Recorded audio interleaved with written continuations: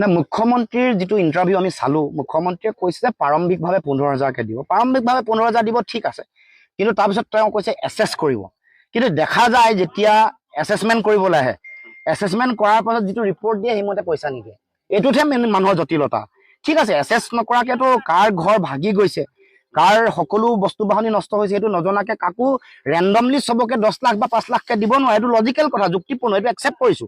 কিন্তু আপোনালোকে যেতিয়া সৰজমিন তদন্ত কৰিব যোনে যিমান পাব লাগে কাৰোবাৰ ঘৰ ভাঙি নিশ্চিন্ন হৈ গৈছে তেওঁকতো উপযুক্ত ক্ষতিপূৰণ দিব লাগিব তেওঁক যদি 15 লাখ টকা দিব লাগে 15 লাখে দিব লাগিব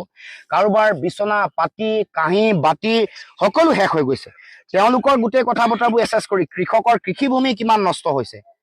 ঘৰ বাৰী ওয়াল ভাঙিছে দেৱাল ভাঙিছে এইবোৰ সকলো এছেছমেণ্ট ঠিক আছে মুখ্যমন্ত্ৰী এছেছমেণ্ট কৰিম বুলি কৈছে বেয়া পোৱা নাই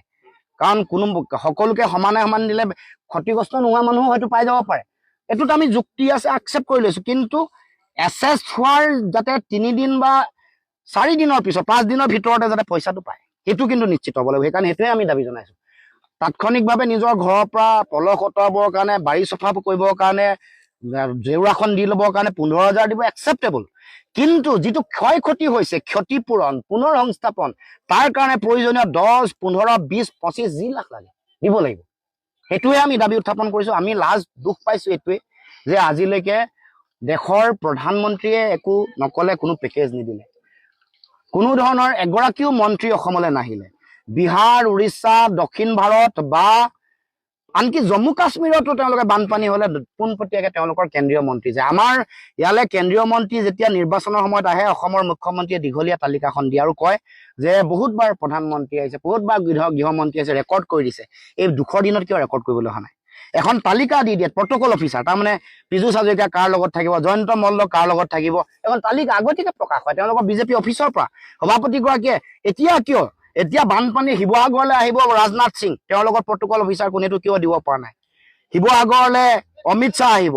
চৰাইদেউলৈ ৰাজনাথ সিং আহিব যোৰহাটলৈ কোনোবা নাড্ডা আহিব এইবুলি কিয় ঘোষণা কৰিব পৰা নাই লগত 2-4জন প্ৰটকল অফিচাৰ দি তাৰ মানে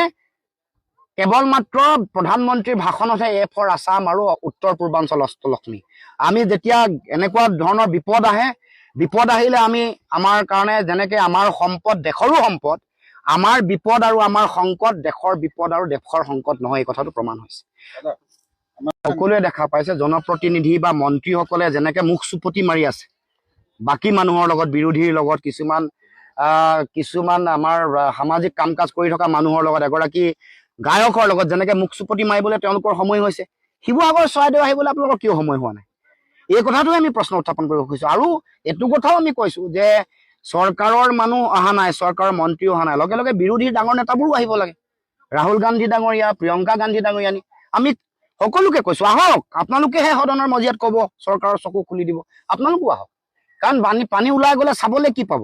এতিয়া চাই যাওক আমাৰ